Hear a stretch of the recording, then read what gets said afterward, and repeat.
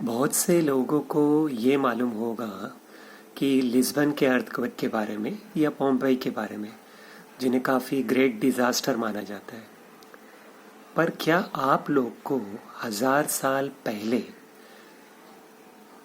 Year 1969 के आसपास फ़लस्तीन के एक सिटी में अजीब व गरीब और बहुत ही खौफनाक अर्थक्वेक आया था, जहाँ विटनेस कह रहे थे, बयान कर रहे थे इस तरह से कि जैसे मानो ज़मीन सांसें ले रही है समंदर के जैसी।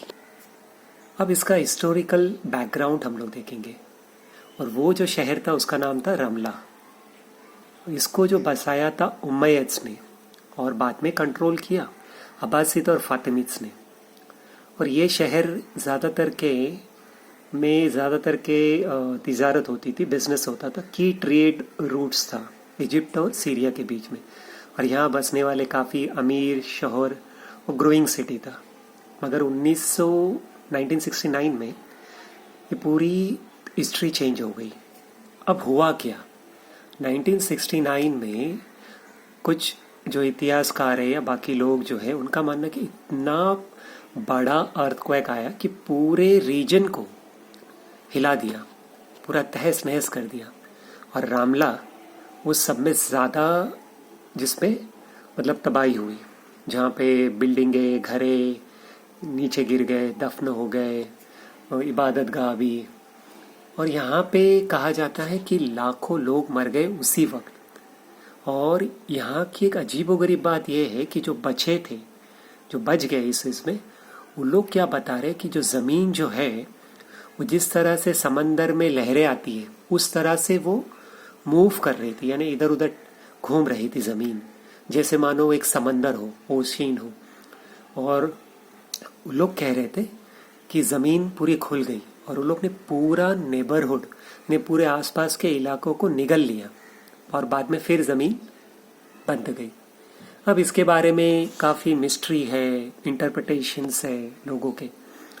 10वीं सेंचुरी में, 10th सेंचुरी में कोई साइंटिफिक एक्सप्लेनेशन नहीं था इस चीज़ों के लिए, तो लोग इसको एक डिवाइन पनिशमेंट मानते थे, या तो कहते थे कि अभी डे ऑफ जजमेंट आ गया है। मगर अभी तक जियोलॉजिस्ट इस रमला रीजन को काफ़ी फैसिनेटिंग मानते हैं, यानी वो लोग अभी खुद उस पर रिसर्च कर रहे। क्यों? क्योंकि ये रमला रीजन डेड सी ट्रांसफॉर्म फॉल्ट लाइन पे, यानी बहुत ही खतरनाक सिस्मिक जोन है मिडल ईस्ट में। ओके, तो सिस्मिक जोन यानी क्या? जहाँ पे अर्थक्वेक के चांसेस ज़्यादा होते। तो क्या ये नेचुरल मेगा क्वैक था या फिर कुछ और ही चीज़ था जो ज़मीन के नीचे कुछ हो रहा था? अब इसका असर ये हुआ कि ये जो भूकंप है इसने रमला को तहस नहस कर दिया। पॉपुलेशन कभी वो रिकवरी नहीं हो पाई और सालों सालों तक, कई सालों तक। ओके, ये जो 1969 है, ये जो साल था, वो अभी तक एक मिस्टीरियस बन के रह गया।